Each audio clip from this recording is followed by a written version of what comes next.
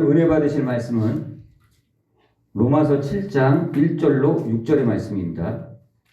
봉독해 올리도록 하겠습니다. 형제들아, 내가 법하는 자들에게 말하노니 너희는 그 법이 사람이 살 동안만 그를 주관하는 줄 알지 못하느냐. 남편이 있는 여인이 그 남편 생전에는 법으로 그에게 매인받으나 만일 그 남편이 죽으면 남편의 법에서 벗어나느니라. 그러나 만일 그 남편 생전에 다른 남자에게 가면 음녀라. 그러나 만일 남편이 죽으면 그 법에서 자유롭게 되나니 다른 남자에게 갈지라도 음녀가 되지 아니하느니라. 그러므로 내 형제들아, 너희도 그리스도의 몸으로 말미암아 율법에 대하여 죽임을 당하였으니 이는 다름이 곧 죽은 자 가운데서 살아나신 이에게 가서 우리가 하나님을 위하여 열매를 맺게 하려 함이라. 우리가 육신에 있을 때에는 율법으로 말미암는 죄의 정욕이 우리 지체 중에 역사하여 우리로 사망을 위하여 열매를 맺게 하였더니 이제는 우리가 얽매였던 것에 대하여 죽었으므로 율법에서 벗어났으니 이러므로 우리가 영의 새로운 것으로 섬길 것이요 율법 조문에 묵은 것으로 아니할지니라. 아멘. 네, 오늘은 로마서 7장 1절로 6절의 말씀을 중심으로 영으로 섬기는 원리라는 제목으로 은혜를 나누도록 하겠습니다. 영으로 섬기는 원리. 한 주 동안 제가 이 로마서 갖고 기도를 좀 했습니다. 네, 하나님께서 이제 이러한 꿈을 하나 보여주셨습니다.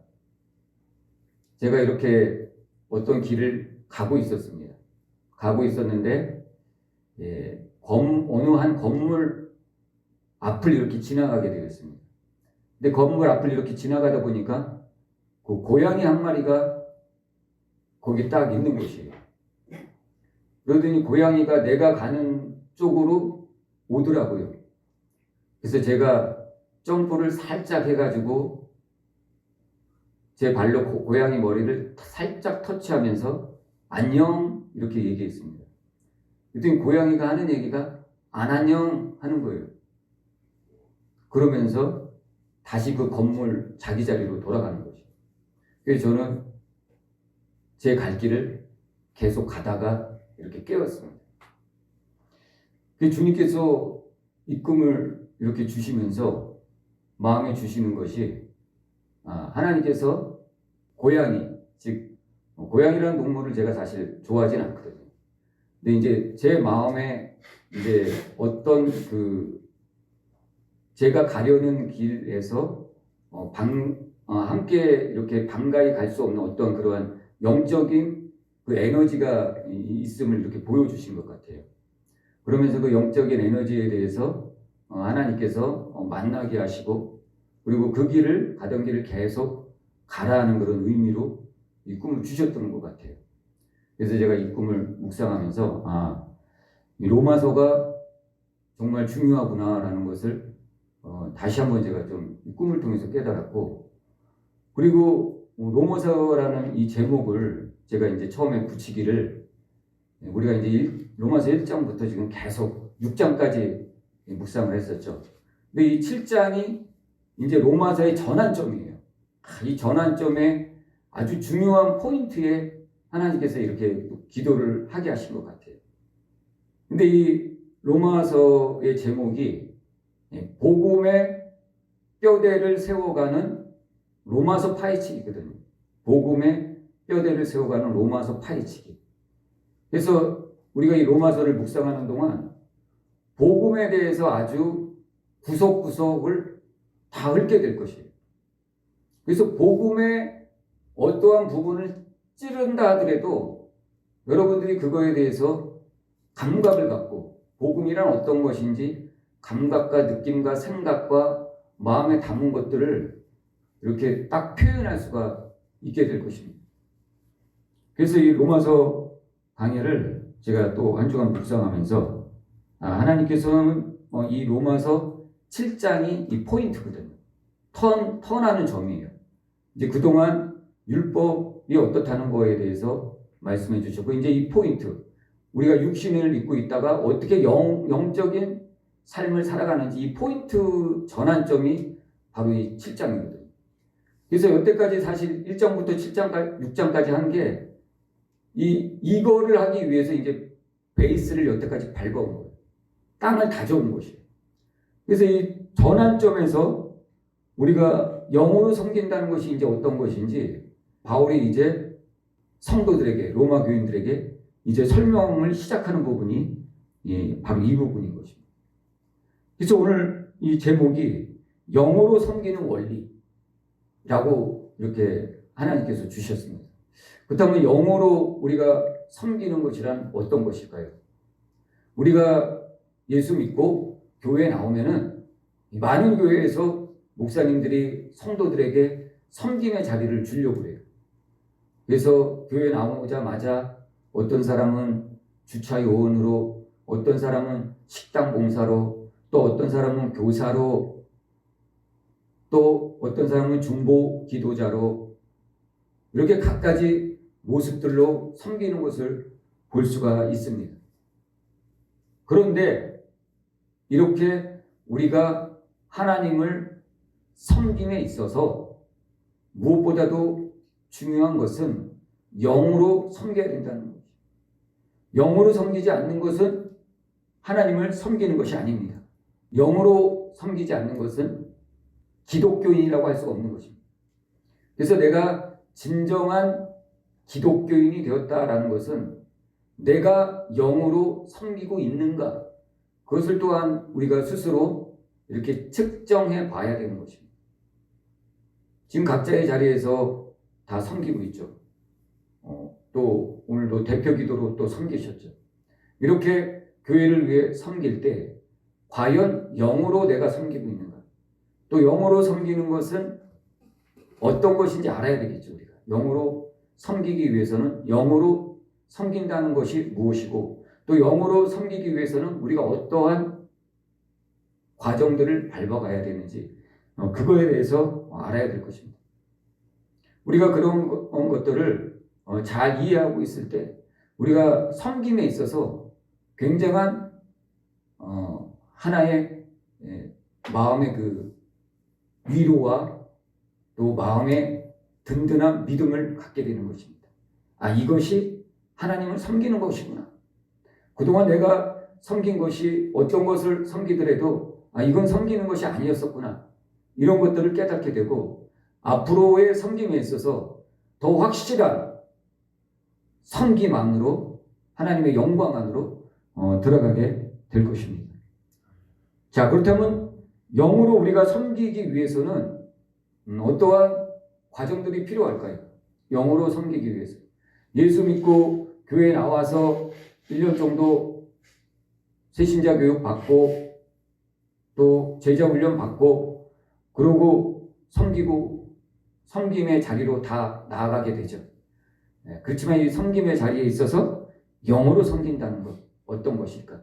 먼저 우리가 영으로 섬기려고 하려면은 오늘 본문은 세 가지에 대해서 말씀하고 있습니다. 우리가 영으로 섬기기 위해서는 제가 먼저 간략하게 말씀드리면, 첫째는 우리가 영으로 섬기기 위해서 법에서 벗어나야 됩니다.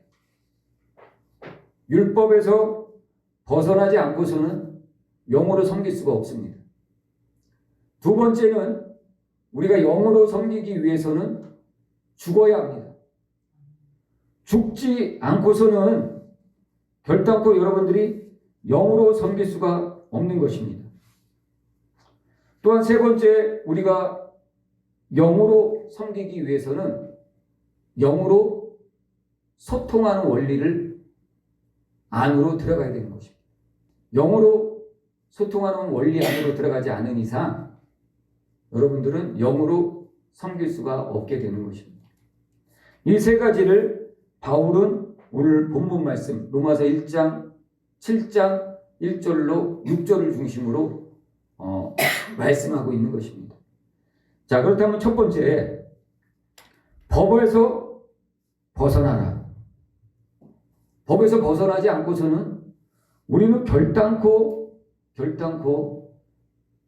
교회를 아무리 다녀도 직분에 관계없이 법에서 벗어나지 않고서는 영으로 하나님을 섬길 수가 없는 것입니다.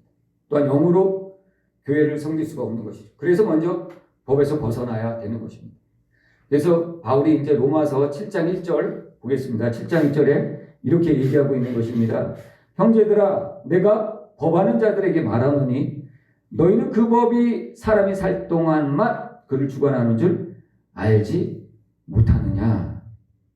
바울이 이제 이 로마서 7장을 시작하면서 법하는 자들에게 얘기한다라고 얘기하고 있습니다. 즉, 그 법의 효력이 살아있는 동안에만 영향을 미친다는 거죠. 내가 법 아는 자들에게 말하노니, 그러니까 법을, 이건 어떤 특정한 법이 아니라 누구나 다 알 수 있는 법을 얘기하는 것입니다.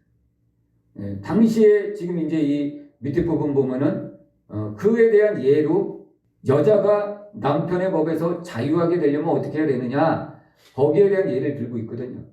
그래서 법하는 자들에게 말한다라는 것은 이 당시에 어느 사회에나 있었던 그런 법을 얘기하는 것입니다. 그 당시에는 요즘 세상과 많이 틀렸죠. 그 당시에는 결혼을 할 때 여자들을 사왔죠. 그래서 여자들은 마치 하나의 재산과 같은 것이었어요. 재산. 그래서 여자들이 집안일 다 하고 나가서 돈도 벌고 일도 하고, 요즘 생각하면 상상을 할 수가 없죠. 여성 인권 극심한 침해죠. 또 그런 남자하고 살 여자는 지금 우리나라에서는 아무도 없을 것입니다. 그런데 그 당시에는 어느 사회나 이것이 일반적인 것들이었어요. 일반적인 것. 그래서 여자를 아내로 데려올 때는 돈을 주고 사오는 듯한 그런 문화가 있었어요. 그래서 여자를 사온다는 것은 재산의 일부예요. 모든 여자의 소유권을 다 갖게 되는 거예요, 남편이. 그래서 이 여자는 그 소유권에서부터 벗어날 수가 없는 것이에요. 그래서 바울이 법하는 자들에게 얘기한다는, 이게 법으로도 정해져 있었다는 것이에요. 내가 법하는 자들에게 얘기한다. 법이 얘기하기를 그 법이 사람이 살아있을 동안만 그를 주관하지 않느냐, 이렇게 바울이 이렇게 운을 띄우고 있는 것입니다. 자, 미국이나 영국에서 이렇게 재판을 하는 거를 볼 것 같으면은 한 재판 결과를 이렇게 봤는데, 제가 11년간 3명의 여자를 감금하고 성희롱하다 붙들린 사람이 있습니다. 이 사람에게 내려진 형량이 징역 1000년, 징역 1000년이라는 형을 내려졌습니다. 그리고 또 한 사람은 체조 선수 160명을 3년간 성추행하고 성폭행한 혐의로 징역 360년 형을 선고받았습니다. 와, 징역 1000년, 징역 360년. 이거 상상이 갑니까? 과연 이 사람들이 이 죄의 형벌을 다 감당할 수 있을까요? 못하죠. 사람이 잘 살아봤자 120년인데 지금 이 사람들이 징역 1000년, 징역 360년을 선고받았다라는 것은 이만큼 이들의 죄가 아주 엄청나게 무겁다라는 것이에요. 강하다라는 의미를 담고 있는 것이죠. 그렇지만 이 사람들은 이 형벌을 감당할 수 없습니다. 왜냐하면 이미 다 죽겠죠.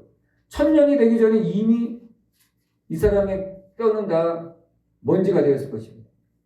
360년이 지나기 전에 이 사람의 육신은 다 썩어서 없어졌을 것입니다. 그러니 이러한 형벌을 내린다 하더라도 이 형벌을 감당할 수가 없게 되는 것이죠. 그러니 이런 형벌이 무슨 의미가 있겠습니까?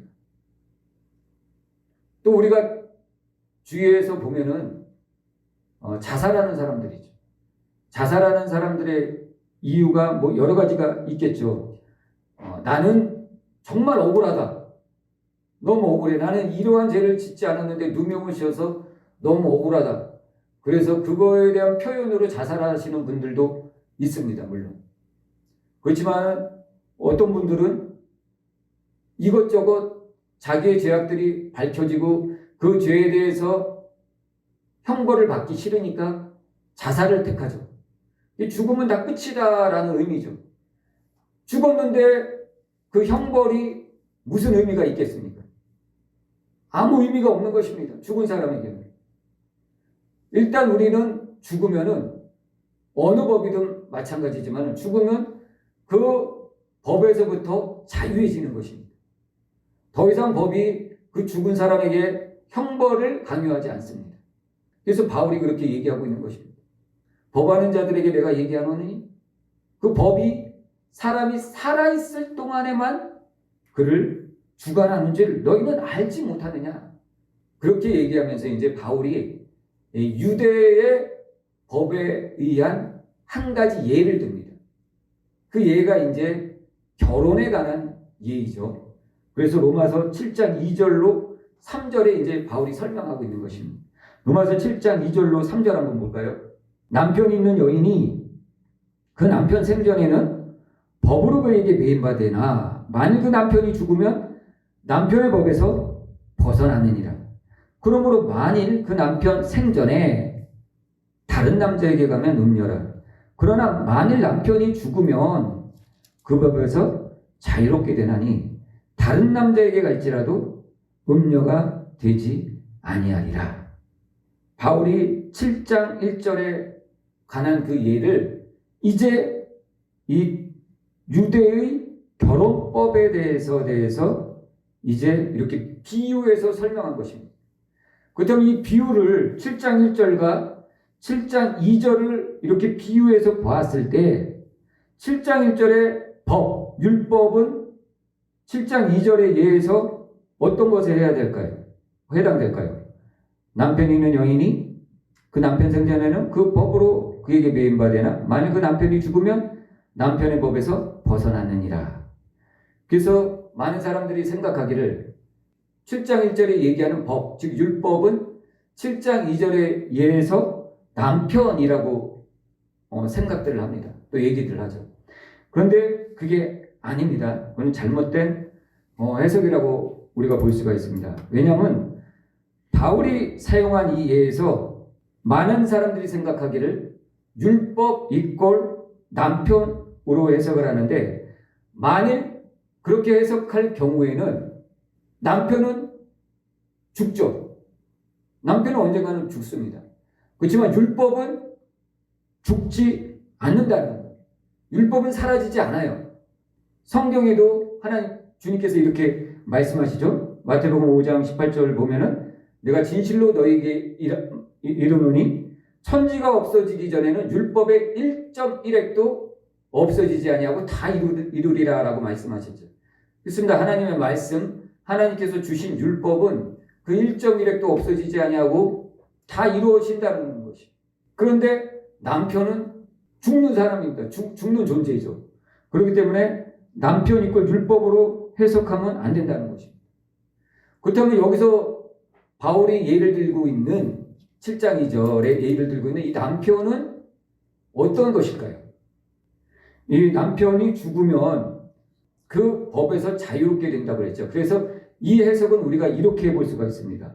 법이 그녀를 남편에게 매이게 했다라는 의미로 볼 수가 있습니다. 법이 그녀를 남편에게 매이게 했다라는 것입니다. 그러니까 율법 자체가 그녀를 남편에게 매이게 한 게 아니라 그 법이 그녀를 남편에게 매이게 했다라는 것입니다. 법이. 그러니까 이 법 하나 때문에 이 여인이 남편에게 매이게 된 것이랍니다. 그러니까 하나님께서 얘기하고자 하는 그 법에는 여러 가지가 있겠죠. 하라, 하지 말라 여러 가지가 있는데 우리는 하나님께서 왜 이 법을 주셨는지 먼저 깨달아 알아야 되는 것입니다. 그래야지 율법 하나하나에 우리가 매이지 않는다라는 것입니다. 그렇지 않고 유대인들이 생각했던 것처럼 613가지 법 하나하나를 다 들여다보고 지키려고 한다면은 이것은 하나님께서 왜 율법을 주셨는지 그 율법의 가장 근본적인 하나님의 왜 주셨는지에 대한 이유를 우리가 놓치게 된다는 것입니다. 그래서 하나님께서 율법을 주신 이유는 뭐예요? 사랑하라고 주셨죠. 그래서 하나님께서 10계명을 주시고 나서 맨 끝에 뭐라고 말씀하셔요? 가장 큰 계명이 뭐라고 그랬죠?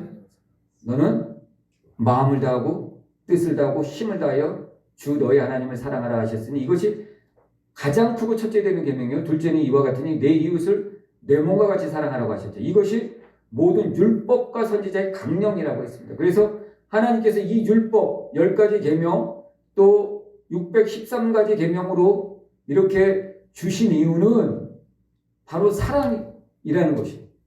근데 우리가 이 계명 하나하나만을 다 붙들고 가다가는 하나님의 근본적인 취지를 놓칠 수 있다라는 것입니다. 그래서 바울이 그걸 얘기하고 있는 것입니다. 지금 유대인들은 아내를 데려오는 그 법을 자기들이 정해놨거든요. 그래서 그 법을 정하고 그 법대로 행하고자 하니까 하나님께서 율법을 주신 근본적인 그 이유였던 사랑을 놓치게 된 것입니다. 그래서 바울이 이렇게 얘기하고 있는 거예요. 남편이 있는 여인이 그 남편 생전에 법으로 그에게 매인바 되나 만일 그 남편이 죽으면 남편의 법에서 벗어난다라고 얘기할 수 있는 것입니다. 그래서 첫 번째 우리가 영으로 섬기기 위해서는 남편의 법에서 여자가 벗어났을 때 그 여자가 자유로워지듯이 우리가 율법에서 벗어나야 영으로 섬길 수 있는 그 원리 안으로 들어갈 수가 있다라는 거 바울이 지금 얘기하고 있는 것입니다. 남편이 죽지 않으면 그 여인은 절대로 남편의 법에서 벗어날 수가 없는 것입니다. 그렇지만 남편이 죽으면 이제는 그 여인은 남편의 법에서 벗어날 수가 있는 것입니다. 자, 이제 또 다른 하나가 있어요. 그렇다면 이 여인이 남편의 법에서 벗어나려면 또 한 가지 방법이 뭐죠? 이 여인이 남편의 법에서 벗어나는 또 한 가지 방법이 있어요. 첫 번째 방법은 남편의 법에서 벗어나려면 이 남편이 죽으면 돼요. 이 남편이 죽으면은 이제는 이 여인은 남편에게서부터 자유로워질 수가 있는 것이죠. 그렇죠? 그래서 다른 남자한테 결혼을 해도 무방해요. 근데 이 남편이 살아있는 동안에는 이 여인이 이혼을 하건 이혼을 안 하건 다른 남자에게 가면 이거는 위법이라는 것이죠. 위법. 그래서 이 여인이 자유해지려면 첫 번째는 남편이 죽어야 돼요. 그 두 번째는 어떻게 해야 또 이 여인이 자유로워질 수 있을까요? 여자가 죽어요. 그렇죠. 자신이 죽어야 돼요. 자신이 죽으면은 더 이상 형벌을 받을 수가 없어요. 율법을 더 이상 요구할 수가 없어요. 징역 막 1000년 이렇게 때려도 100살 돼서 죽으면 이제 900년 안 살아도 되는 것이에요. 왜? 자신이 죽었으니까 더 이상 율법에 영향력이 미치지 않는다는 것이에요. 그래서 이 두 가지 방법을 바울이 지금 얘기하고 있는 것이에요. 법하는 자들에게 얘기하느니 너희가 율법에 매여 있잖아. 율법에서 자유해져야 돼. 율법에 얽매이지 마. 너희가 영으로 섬기기 위해서는 율법에서 벗어나야 된다는 것이 벗어나야 된다. 벗어나기 위해서는 두 가지 방법을 지금 얘기한 거예요. 남편이 죽든지 안 그러면 내가 죽든지 둘 중에 하나를 하라는 것이.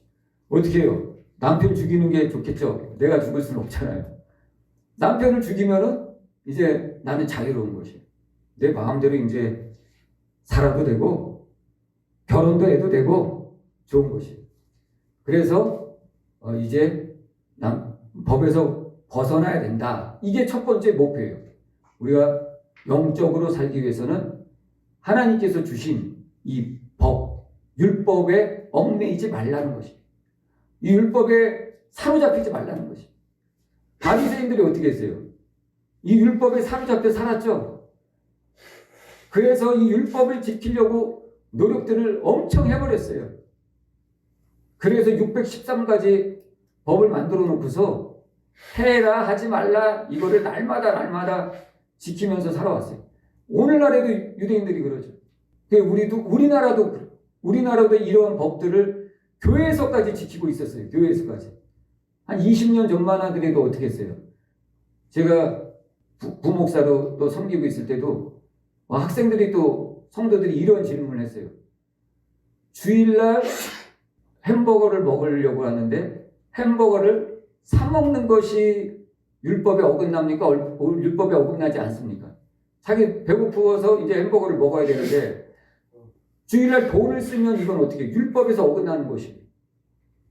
그 예수님의 제자들도 그랬잖아요. 예수님의 제자들이 주일날 안식일이죠. 안식일날 길거리를 가면서 너무 배고파서 미리삭을 이렇게 손으로 훑어가지고 까서 먹었어요. 그랬더니 예수님이 뒤를 따라다니면서 관찰했던 유대인들이 뭐라고 그랬어요? 아니 안식일날 왜 이 일을 하느냐? 안식일날 이 벼를 까서 먹는 건 이런 일한 것이다. 일한 것. 안식일날 분명 일하지 말라고 하지 않았느냐? 이렇게 얘기하고 예수님께 들이댄 거죠. 이와 마찬가지로 오늘날에도 여러분 이런 일이 없는 것이 아니에요. 오늘날에서조차도 이 율법에 얽매여 가지고 사는 성도들이 있다는 거예요. 사는 성도들이. 그러므로 우리가 영으로 살기 위해서는 이 율법에서 벗어나야 된다. 이 율법에서 벗어나지 않고서는 결단코 우리는 영으로 하나님을 섬길 수가 없어요. 아멘. 자, 두 번째 우리가 영으로 섬기기 위해서는 죽어야 됩니다. 죽어야 돼요. 죽지 아니하고서는 결단코 영으로 섬길 수가 없어요. 그래서 바울이 이제 로마서 7장 4절을 얘기하고 있는 거예요. 그러므로 내 형제들아 너희도 그리스도의 몸으로 말미암아 율법에 대하여 죽임을 당하였으니 이는 다르니 곧 죽은 자 가운데서 살아나신 이에게 가서 우리가 하나님을 위하여 열매를 맺게 하려 함이라. 아멘. 자, 두 번째는 이제 우리가 죽어야 돼요. 첫 번째는 율법에서 벗어나라라고 얘기했죠. 그리고 두 번째는 이제는 죽어야 돼요. 율법에서 벗어나기 위해서 바울이 예를 든 게 두 가지 있었죠. 첫 번째는 뭐였죠? 남편을 죽이든지 안 그러면 자기를 죽이든지 둘 중 하나라는 것이에요. 그래서 우리가 이제 영으로 들어가기 위해서는 죽어야 돼요. 근데 어떻게 하겠어요? 남편을 죽이는 게 좋겠죠. 남을 죽이는 게 좋아요. 그렇죠? 왜냐면 내가 죽으면 고통스럽잖아요. 그렇죠? 그래서 부부 싸움들을 열심히 하는 거예요. 왜? 자기가 안 죽고 자기가 죽기 싫으니까 남편 죽으라 이거죠. 남편. 그런데 오늘 로마서 7장 4절이 얘기하기를 그러므로 내 형제들아 너희도 그리스도의 몸으로 말미암아 율법에 대하여 죽임을 당하였으니 이렇게 얘기하고 있거든요. 자, 여기 로마서 7장 4절을 다시 한번 보세요. 여기서 죽임을 당한 자가 누구예요? 죽은 자가 누구죠? 너희도 죽임을 당하였으니 이렇게 되는 거죠. 그래서 그리스도의 몸으로 말미암아 율법에 대하여 요거를 가로치고 너희도 죽임을 당하였으니 이렇게 되는 거예요. 내 형제들아 너희도 죽임을 당하였으니 바울이 얘기하기를 남편 죽이지 말라는 거예요. 너가 죽으라는 거야. 너가. 그래야지 영으로 살 수 있다는 것이. 영으로. 너가 죽어야 된다. 너가.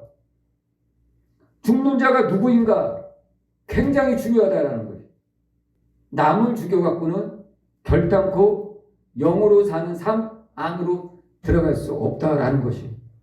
율법에서 자유케 되고 이제 영으로 살기 들어가기 위해서는 율법에 대하여 자기가 죽어야 된다는 거예요. 자기가. 율법에 대하여 죽임을 당하였다라는 건 뭐예요? 율법에 대하여 죽임을 당했다라는 것은 뭐예요? 율법의 영향이 나에게 이제 미치지 않는다는 거예요. 왜? 내가 죽었으니까. 내가 죽었는데 율법이 나한테 어떻게 요구를 할 수가 있어요? 너 징역 1000년 살아. 얘기할 수가 없어요. 왜? 내가 죽었으니까. 내가 죽었으니까 더 이상 율법이 나한테 요구할 수가 없어요. 그런데 남편이 죽었어요. 다른 사람이 죽으면 어떻게 해요? 율법은 여전히 나한테 요구를 할 수가 있다는 거예요. 율법은 여전히 나한테 죄의 형벌에 대해서 영향을 미칠 수가 있다는 것이에요. 그러므로 우리는 이 죽음에 있어서 누가 죽느냐 굉장히 중요하다는 것이에요. 다른 사람이 죽거나 남편이 죽는 것이 아니라 내가 죽어야 된다. 내가 죽어야 된다. 그리고 이 두 번째 죽음에 있어서, 내가 죽음에 있어서 굉장히 또 중요한 한 가지가 있는데 누구에 의해서 죽느냐가 또 중요해요. 첫 번째는 내가 죽는 것이 중요해요. 남편이 죽거나 다른 사람이 죽는 것이 아니라 옆에 있는 성도가 죽는 것이 아니에요. 저 성도 꼴보기 싫은데 저 성도가 죽는 것이 아니라 내가 죽어야 된다는 것이. 그리고 두 번째는 누구에 의해서 죽느냐, 이게 또 중요하다는 거예요. 누구에 의해서 죽느냐, 누구에 의해서 죽어야 될까요? 그렇죠. 로마서 7장 4절이 또 잘 얘기하고 있죠. 그리스도의 몸으로 말미암아 죽어야 된다는 거예요. 그리스도의 몸으로 말미암아 죽지 않으면은 그 죽음은 의미가 없다라는 얘기예요. 율법이 여전히 나한테 요구를 할 수 있다라고 얘기하고 있는 것입니다. 그러므로 우리는 이 죽음에 대해서 두 가지를 알아야 돼요. 첫째는 남이 죽는 것이 아니라 내가 죽어야 된다는 것. 두 번째는 내가 죽되 누구에 의해서 죽임을 당하느냐? 그리스도의 몸으로 말미암아 죽임을 당해야 된다는 것이. 그리스도의 몸으로 말미암아 죽임을 당하지 않고서는 법적인 효력이 계속 나한테 영향을 미친다는 것이. 그래서 우리는 여기서 몇 가지 주의해야 될 것이 반드시 그리스도로 말미암아 죽어야 한다는 것이.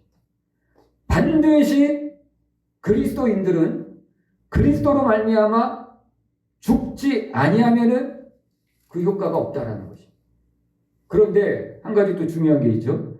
여기서 죽는 것이 그리스도로 말미암아 죽어야 하는 이것이 누구에 의해서 죽어야 하느냐라는 것이죠. 내 스스로 죽으면 안 된다는 것이에요. 그런데 여기 이 본문에도 보면은 수동태로 쓰였어요. 수동태. 근데 이 수동태 7장 4절을 한번 보세요. 7장 4절을 보면 그러므로 내 형제들아 너희도 그리스도의 몸으로 말미암아 율법에 대하여 죽임을 당하였다라고 얘기하죠. 자기가 죽은 게 아니라 죽임을 당하였다라고 나와 있는데 이 원어상 해석을 보면은 신적 수동태를 쓰였다는 거예요. 신적 수동태. 이건 뭐 다른 나라 문법에는 없는 듯한 거죠. 수동태는 있을 수 있지만은 신적 수동태는 없다라는 거예요. 신적 수동태. 이 신적 수동태란 무엇이냐? 하나님에 의해서 죽임을 당해야 된다는 거죠. 하나님에 의해서. 자기가 스스로 죽어도 안 되고 타인에 의해서 죽임을 당해도 안 된다는 거죠.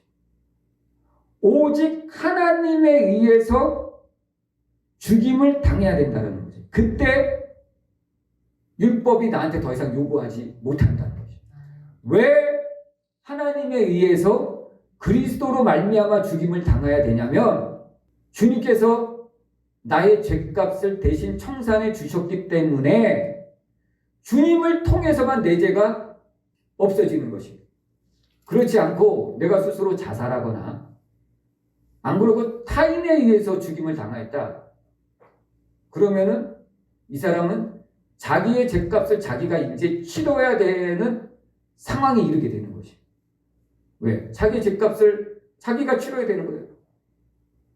자기가 자살하거나 또는 타인에 의해서 죽임을 받거나 안 그러면 수명이 다 되어서 자신의 생이 다해서 죽던 간에 예수 그리스도로 말미암지 않고 죽은 자들은 그 죄값을 자기가 스스로 계산을 해야 된다는 것이에요.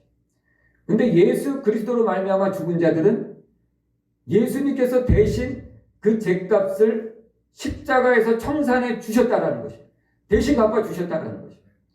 그러므로 우리가 죽어야 되는데 스스로 죽는 것도 안 되고 타인에 의해서 죽는 것도 안 되고 수명이 다해서 죽어도 안 된다는 것이에요. 오직 그리스도로 말미암아 죽어야 된다는 것이에요. 그때 그리스도로 말미암아 죽어야 이 율법이 나한테 요구하지 않는다라는 거죠. 죗값을 요구하지 않는다는 거죠. 그때 우리가 이제 영적인 섬김 안으로 들어갈 수가 있게 된다는 것입니다. 그러므로 반드시 그리스도로 말미암아 죽어야 된다. 우리는 이 부분에 의해서 몇 가지를 굉장히 주의 깊게 생각해 봐야 된다는 거예요. 자, 첫 번째, 반드시 그리스도로 말미암아 죽어야 되는데 그 첫 번째 이유가 뭐였죠? 죗값을 우리가 스스로 청산하지 않기 위해서예요. 왜냐, 우리가 스스로 죽게 되면 우리가 죗값을 스스로 청산해야 되거든요. 그래서 반드시 주님에 의해서 죽어야 된다는 것이. 그거를 기억하라는 것입니다. 두 번째는 다시 그리스도와 함께 살아나서 영으로 섬길 수가 있다는 것이.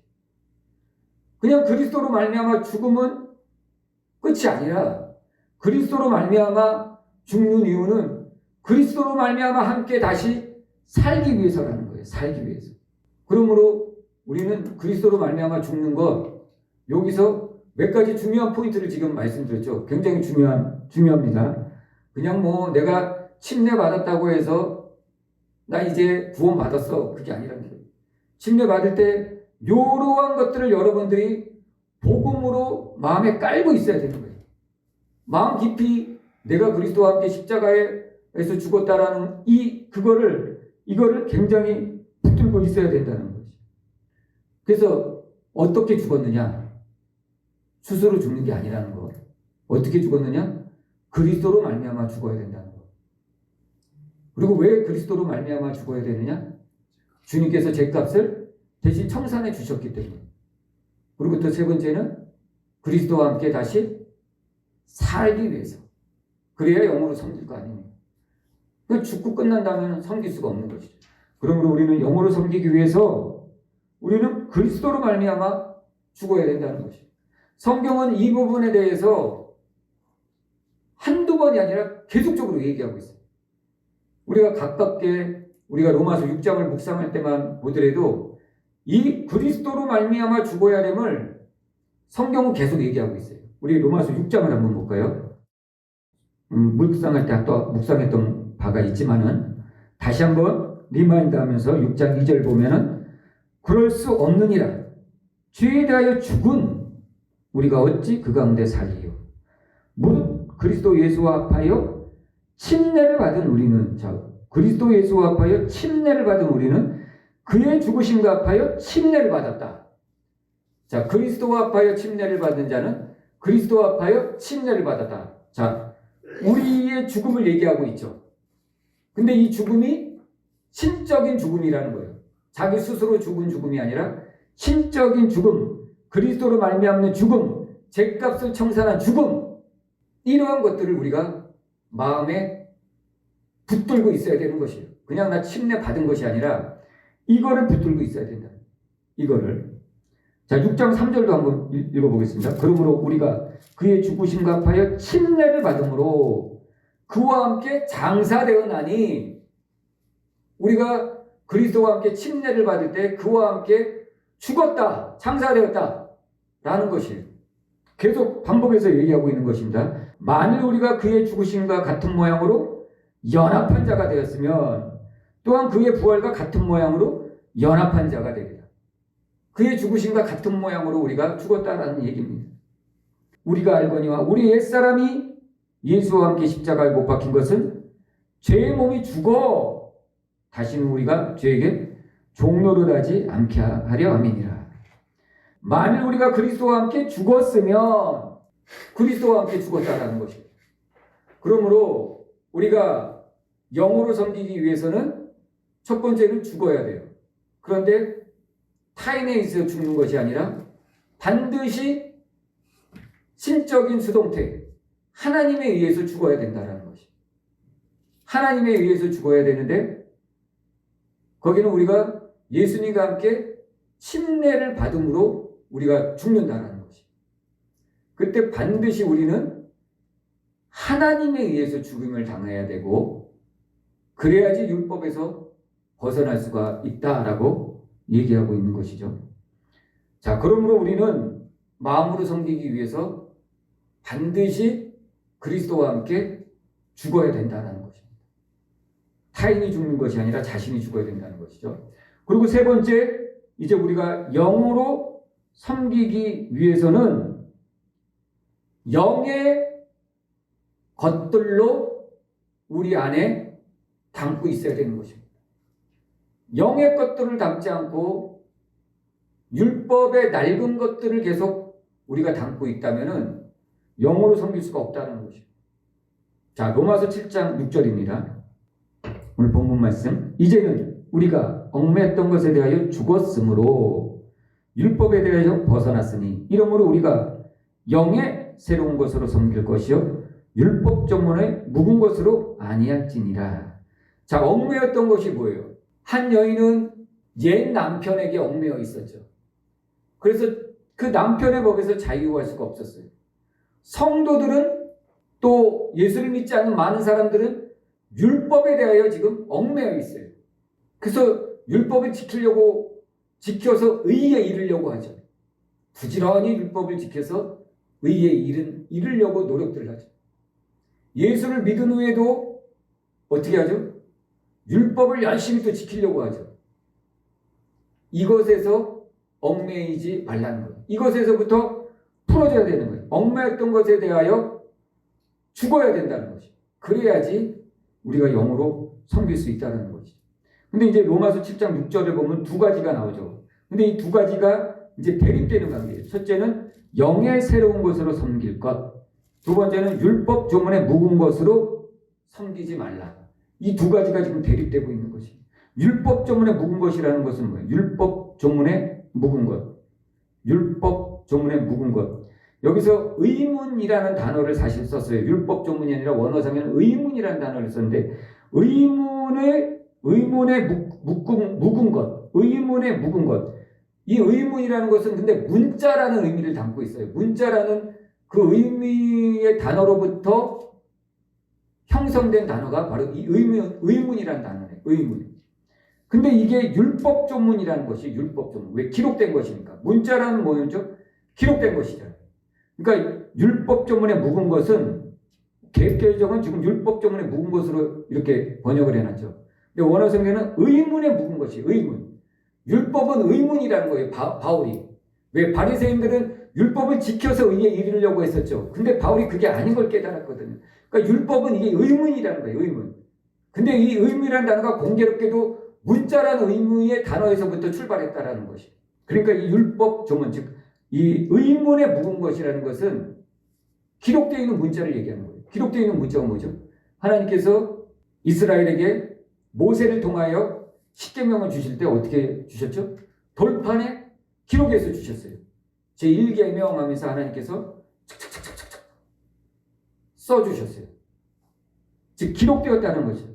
이것이 바로 율법 조문에 묵은 것이라는 것이에요. 이거를 이제 율법 조문에 묵은 것으로 섬기지 말라는 것이에요.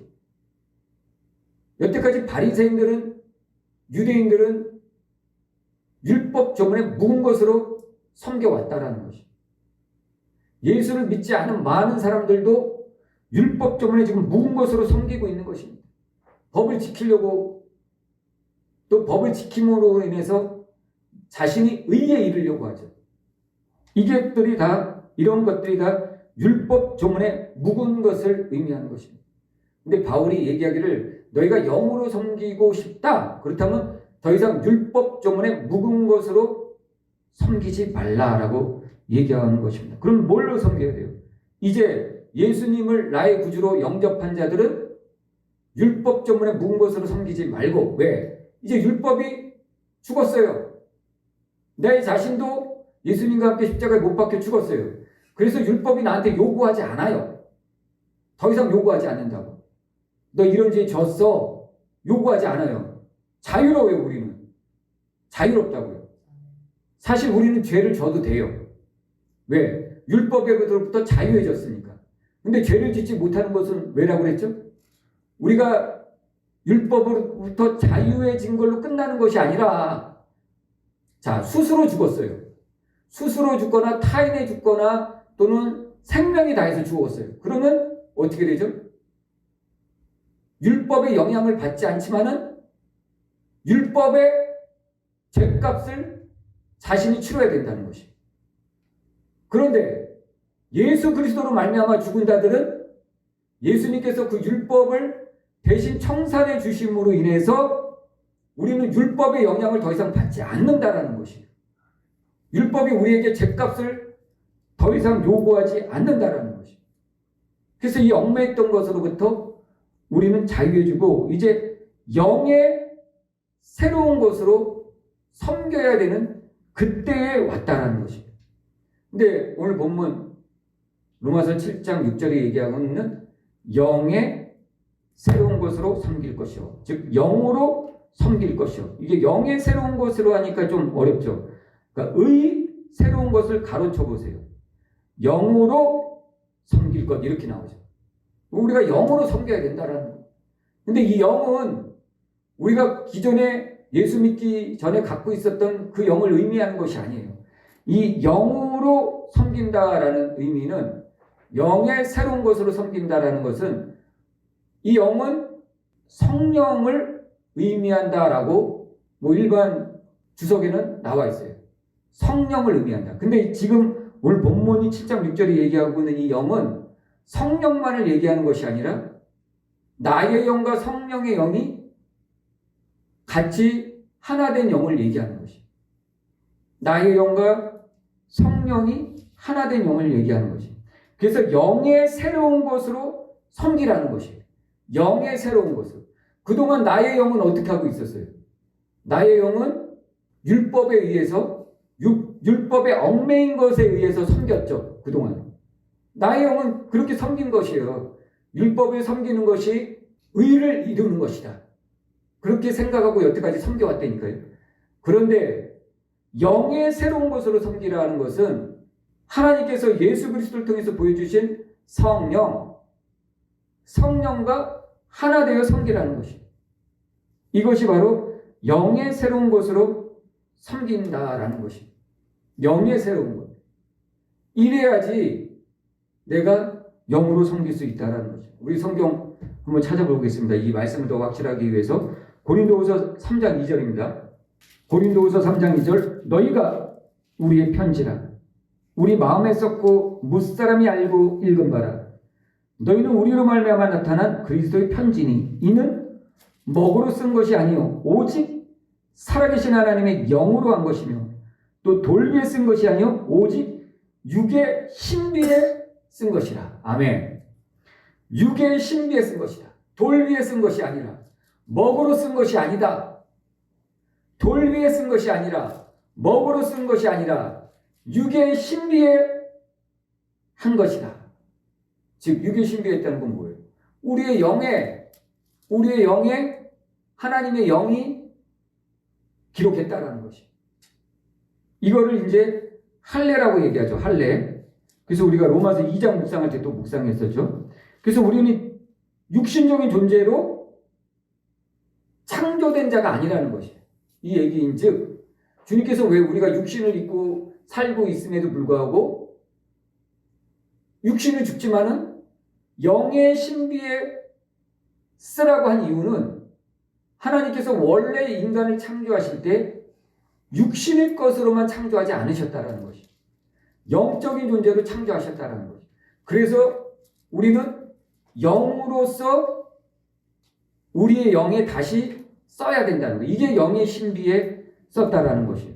자, 로마서 2장 28절을 보겠습니다. 로마서 2장 28절. 대저 표면적 유대인이 아니요 표면적 육신의 할례가 아니라 오직 이면적 유대인이 유대인이면 할례는 마음에 할지니 신령에 있고 의문에 있지 아니한 것이라. 그 칭찬이 사람에게서가 아니요 다만 하나님께서니라. 아멘. 자, 할례는 마음에 할지니 신령에 있고 의문에 있지 않다라는 것이. 그동안 유대인들은 할례를 어디다 했어요? 자기 몸에 했어요. 자기 몸에. 자기 몸에 하고 이것이 하나님과의 언약이다. 우리는 하나님의 선민이다. 이 할례를 받으면 우리는 반드시 영생을 얻는다. 이렇게 생각하면 살았다니까요. 근데 하나님은 육신적인 구원을 원하시는 게 아니라 영이 구원받음으로 인해서 육도, 혼도 다 구원받길 원하시는 것이에요. 그래서 우리 주 예수 그리스도 강림하실 때 너희의 영과 혼과 육이 흠없이 보존되길 원하신다라고 기록하고 있죠. 그와 같이 우리는 이제 예수 그리스도를 믿는다라는 것은 육신적으로 내가 침례를 받고 내가 뭐 직분을 받고 해서 천국에 가는 게 아니라는 것이에요. 어떻게 영생을 얻느냐?